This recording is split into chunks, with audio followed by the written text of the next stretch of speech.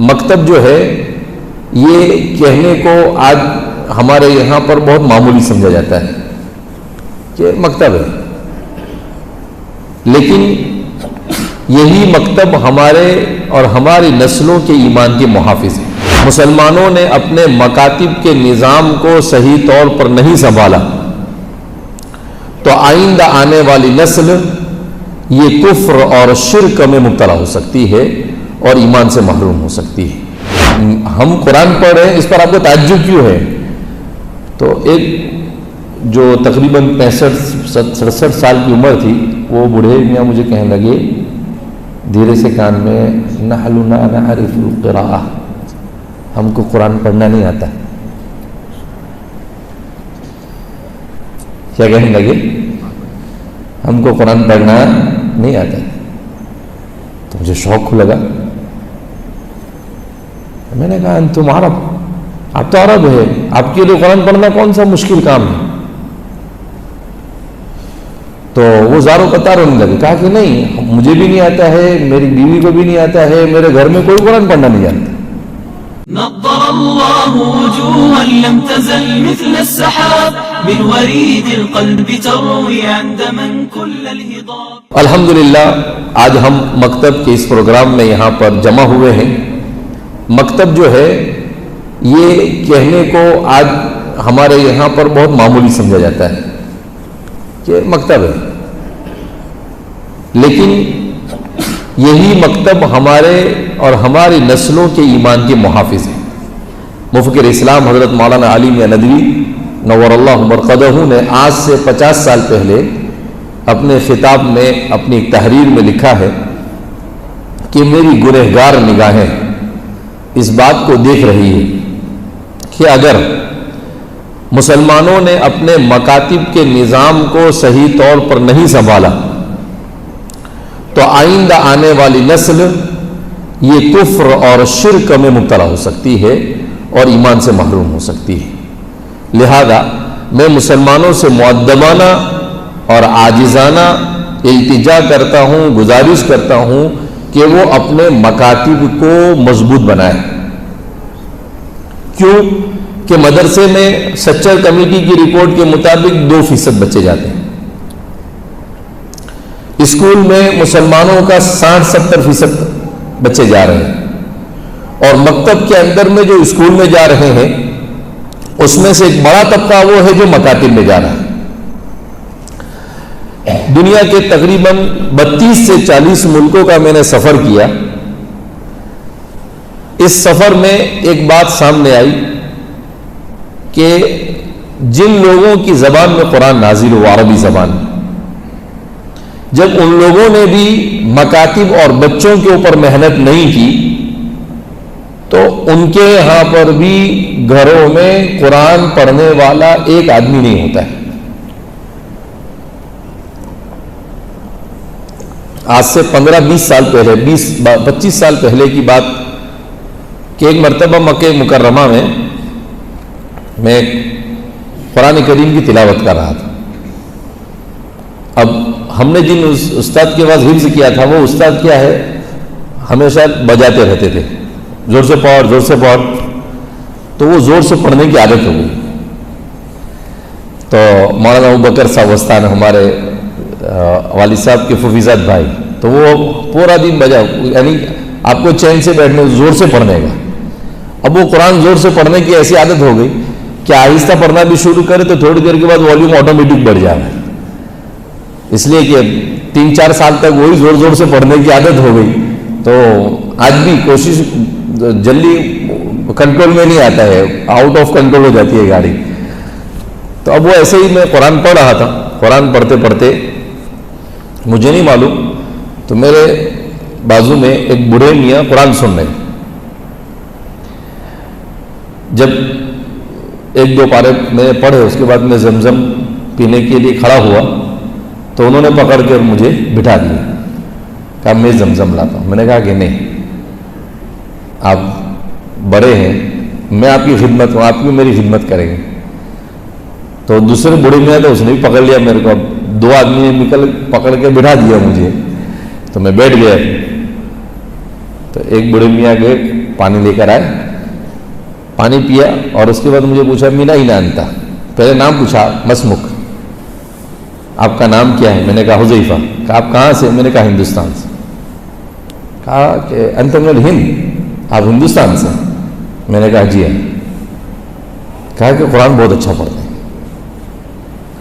میں نے کہا ہمارے تو سبھی ایسا قرآن پڑھتے ہیں. تو وہ بوڑھے میاں مجھے تعجب سے دیکھنے لگے. کہا کہ سب ایسا پڑھتے ہیں؟ میں نے کہا ہمارے تو سبھی قرآن پڑھتے ہیں. تو وہ تینوں بڑے ایک دوسرے کو دیکھ کر تعجب کرنے لگے. تو مجھے اور تعجب ہوا. تو پھر میں نے ان سے پوچھا کہ آپ لوگ کہاں سے؟ تو انہوں نے کہا کہ نحن من سوریہ, ہم کہاں سے ہیں؟ سوریہ سے.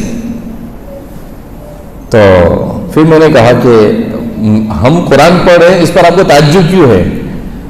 تو ایک جو تقریباً 65-67 سال کی عمر تھی, وہ بوڑھے میاں مجھے کہنے لگے دھیرے سے کان میں, نحن لا نعرف القراءہ, ہم کو قرآن پڑھنا نہیں آتا. کیا کہنے لگے؟ ہم کو قرآن پڑھنا نہیں آتا. تو مجھے شوق لگا. میں نے کہا انتم عرب, آپ تو عرب ہے, آپ کے لیے قرآن پڑھنا کون سا مشکل کام ہے؟ تو وہ زاروں قطار ہونے لگے. کہا کہ نہیں, مجھے بھی نہیں آتا ہے, میری بیوی کو بھی نہیں آتا ہے, میرے گھر میں کوئی قرآن پڑھنا نہیں جانتا. میں تو اب اس وقت تو بالکل ابھی فارغ ہوا تھا. تو میں نے کہا کہ آپ کے یہاں پر قرآن پڑھایا نہیں جاتا ہے؟ کہا نہیں, ہمارے یہاں تو ایسا پڑھانے کا کوئی نظام نہیں ہے. کہا مجھے میرے بچے کو پڑھانا ہے, آپ کا سنا, تو اب میں کیا کروں؟ تو میں نے کہا آپ کی مسجد میں مکتب چلتا ہوگا. اب ہمیں وہ کیا معلوم کہ مکتب سے اپنے ہندوستان میں چلتے ہیں, دوسری کوئی جگہ پہ چلتے نہیں ہے, تو آپ بچے کو وہاں جا کے بٹھاؤ. کہا کہ ہمارے یہاں ایسا کچھ ہوتا نہیں ہے. اس کے بعد میں نے ان کو بتایا کہ بھائی ہمارے یہاں مکتب کیسے چلتا ہے, مدرسہ کیسے چلتا ہے. تو وہ تعجب کرنے لگے. پھر میں نے ان سے کہا کہ سوریہ کے تو بڑے بڑے علماء ہوتے ہیں. کہا کہ وہ کچھ لوگ جو عالم بن جاتے ہیں وہ بن جاتے ہیں, ورنہ عام وہاں کی حالت یہ ہے کہ اکثریت کو قرآن کی تلاوت بھی آتی نہیں. تو اس وقت مجھے قدر ہوئی ہمارے بزرگوں کی کہ اللہ جزائے خیر عطا فرما کہ یہ مکاتب کا نظام شروع کیا, تو آج ہم قرآن پڑھ رہے ہیں, ورنہ وہ اہل عرب ہو کے بھی قرآن نہیں پڑھنا جانتے. وما ربک بظلام للعبید, ہم کسی پر عذاب آئے, کسی پر تکلیف آئے, اس پر ہمیں ہرگز خوشی نہیں ہے. لیکن جو یہ 90%, 95%, 100% مسلمان ہے, اس کے باوجود بھی ان کے اوپر جو یہ پریشانی آ رہی ہے, اس پریشانی کی ایک بنیادی وجہ یہ کہ انہوں نے اللہ کی کتاب کو چھوڑ دیا, انہوں نے اللہ کے دین کو چھوڑ دیا. اور جو بھی قوم مسلمان ہونے کے بعد اپنے دین سے دور ہوتی ہے تو وہ دنیا میں عذاب میں مبتلا ہوتی ہے, اور آخرت کا عذاب اس سے بڑا ہوا ہے. لہذا ہمیں اپنے ان مکاتب کی قدر ہونی چاہیے, ان مکاتب کو مضبوط بنانے کی فکر ہونی چاہیے, ان مکاتب کو مؤثر بنانے کی فکر ہونی چاہیے. کیسے ہمارے مکاتب کا نظام مؤثر ہو. جیسے آج میں مکتب میں گیا تو جہاں پر مکتب کا رزلٹ اچھا لگا مجھے, وہاں پر ایک چیز مجھے نہیں اچھی لگی کہ مکتب میں بچے آئے ہیں, پڑھ رہے ہیں, لیکن 60-70% بچے ایسے ہیں کہ ان کا لباس, کوئی ٹی شرٹ پہن کر آیا ہے, کوئی پینٹ پہن کر آیا ہے, سر پر سے ٹوپی ڈال دیا. تو ماں باپ کو کم سے کم اتنی فکر ہونی چاہیے کہ وہ بچہ مکتب جا رہا ہے تو مکتب تو کم سے کم اسلامی لباس میں جائے. مکتب میں تو کم سے کم کفنی, ٹوپی, یا کم سے کم وہ جبہ پہن کر جائے کہ بھائی دین سیکھنے جا رہا ہے. ہم جب اپنے بچوں کو اسکول بھیجتے ہیں تو کیسے بھیجتے ہیں؟ بالکل ایٹی کٹی میں بھیجتے ہیں کہ بھائی اسکول کا یونیفارم یہ ہے, اور اس کو نہا کر جانا ہے, سر میں تیل لگائے گا اور خوشبو لگائے گا, تھوڑا سا بڑا ہو گیا تو پرفیوم لگانا شروع کر دے گا. تو جب دنیا کی تعلیم کی ہمارے یہاں پر اتنی اہمیت ہے تو دین تو اس سے زیادہ ضروری ہے. یہاں تو ہم کو اور اچھے سے جانا چاہیے کہ بھئی کیا اللہ کا کلام پڑھنے جا رہا ہے, کلام اللہ.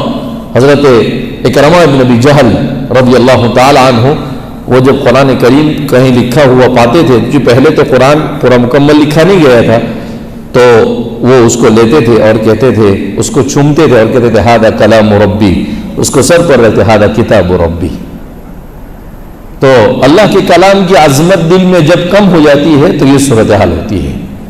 لہذا اس بنا پر ماں باپ کو بھی فکر مند ہونا چاہیے کہ ہمارا بچہ دنیا سیکھے نہ سیکھے مگر دین سیکھنا ضروری ہے, اس کا ایمان راسخ ہونا ضروری ہے.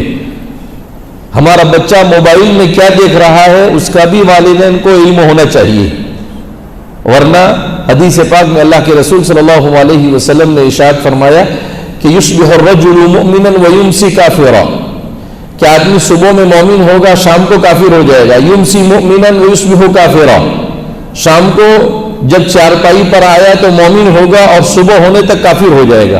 تو مجھے بڑا تعجب ہوتا تھا جب بخاری شریف میں روایت پڑھانے کے لیے آئی گزشتہ سال, تو میں سوچنے لگا کہ اللہ, آدمی بستر پر پڑے پڑے کیسے کافر بنے گا. پھر میرا ذہن گیا, میں نے کہا کہ ہاں, آدمی موبائل میں کوئی ایسی غلط چیز دیکھ لے اور پھر اسلام کے بارے میں شک اور شبے میں مبتلا ہو جائے تو بستر پر پڑے پڑے ایمان سے نکل جائے, کہ ایسا زمانہ ہے کیا ایمان سے نکل جائے گا اور آدمی کو پتہ بھی نہیں چلے گا کہ وہ ایمان سے نکلا یا نہیں نکلا. اس لیے میرے بھائیو, دوستوں اور بزرگوں, ہمیں اس بات کو سمجھنا ہے کہ سب سے اہم ترین چیز جس کے لیے مال بھی قربان کیا جا سکتا ہے, جان بھی قربان کی جا سکتی ہے, عزت بھی قربان کی جا سکتی ہے, وہ صرف اور صرف ایمان ہے. مقاصد شریعت میں امام شاطبی نے لکھا ہے کہ ایمان دنیا کی ایک ایسی چیز ہے مومن اور مسلمان کے لیے کہ اس کے لیے سب کچھ لوٹایا جا سکتا ہے مگر اسے قربان نہیں کیا جا سکتا ہے. اور آج ہمارا مسلمان مومن ایسا ضمیر فروش ہو گیا ہے کہ تھوڑی تھوڑی چیزوں کے لیے اپنے ایمان کو بیچ دیتے ہیں, لیکن ہم یہ نہیں سوچ رہے ہیں کہ ایمان کو بیچنے کا کتنا بڑا نقصان ہم اپنے سر پر لے رہے ہیں, کیونکہ ایمان ہے تو سب کچھ ہے, ایمان نہیں تو کچھ بھی نہیں. لہذا سب سے پہلی چیز ہمیں اپنے ان مکاتب کو مضبوط بنانا ہے, اپنے بچوں کو پابندی سے مکاتب میں بھیجنا ہے. اور جیسے اسکول میں یونیفارم ہوتا ہے, اگر ہمارے گاؤں والے متفق ہو تو ہمیں مدرسے میں بھی یونیفارم رکھنا چاہیے کہ بھئی مدرسے میں جائے تو سفید کپڑا اور سفید کرتا اور سفید پائجامہ یا سفید جبہ اور سفید ٹوپی پہن کر جائے, تاکہ ایسا محسوس ہو باوقار طریقے سے کہ بھئی جیسے دنیا کی تعلیم میں یونیفارم ہے, ہمارے دین کی تعلیم میں بھی ہمارا یونیفارم ہے. لہذا ہمیں اپنے مکاتب کے نظام کو مضبوط بنانا ہے.